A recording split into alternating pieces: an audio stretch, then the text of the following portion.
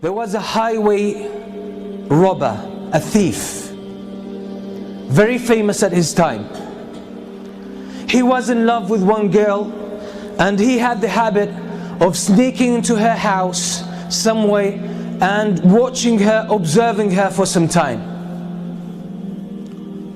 And in night, he would go and attack caravans, Hajj caravans, travelers, and he would strip them of their property and their wealth and their belongings. He was notorious to the extent that a lot of the caravans most of the time would change route to avoid that area. One night he climbs up the wall of the house of that girl that he loves, and he sneaks into the house, and as he was making his way into the house, someone was praying Qiyam al-Layl. Someone was standing before Allah subhanahu wa ta'ala and praying at night alone, reciting the words of Allah subhanahu wa ta'ala, أَلَمْ يَأْنِ لِلَّذِينَ آمَنُوا أَن تَخْشَعَ قُلُوبُهُمْ لِذِكْرِ اللَّهِ. Hasn't the time come yet for the believers that their hearts pay heed and feel humility to the words of Allah? Hasn't that time come yet? And the words shook him and grabbed his heart, and he was moved deep inside. It hit a chord.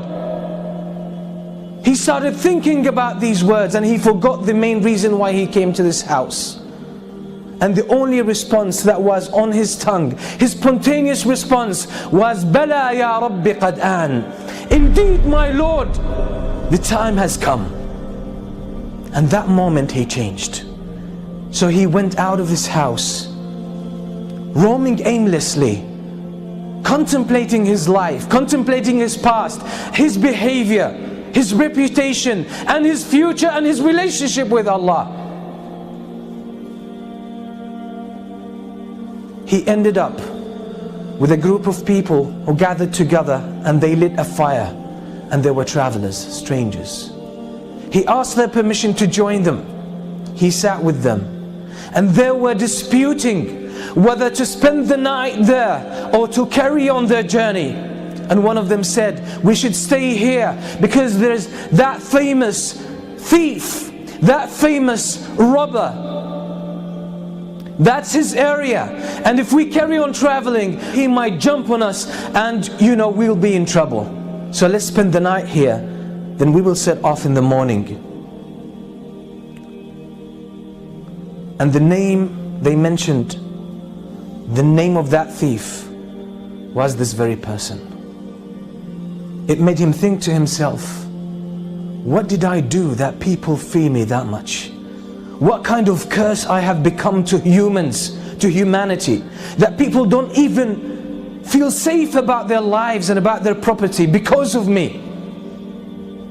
All of this made him question his life, question his way of life. And then he made the decision that I will change, because it's my responsibility. It's not someone else's responsibility to change me and set me on the right course. It's my own initiative, and if I don't take it,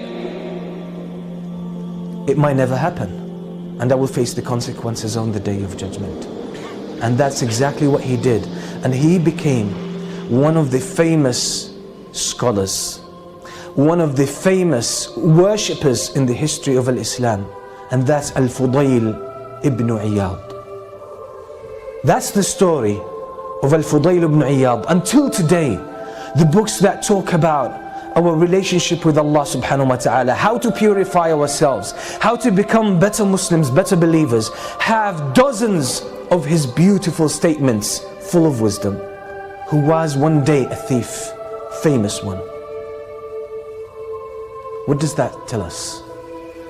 Is that it's our responsibility to change. Life in general is about change. The whole story of life is a game of change. You will never be the same person next year. You'll be different. But the question is, which direction have you taken? That's what Imam Shafi'i used to say. There's no standstill in this world.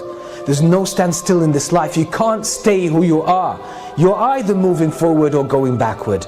So if you are not keen about moving forward, you'll find yourself going backward. Because if you don't change yourself, Shaitan is working full time to change you. That's his vow. That's the goal of his life. He dedicated his whole life for you, just to destroy you, to make sure you end up in the hellfire. So if you don't counter that, his momentum will carry you, or you will get carried away, and he will take you in the direction he wants.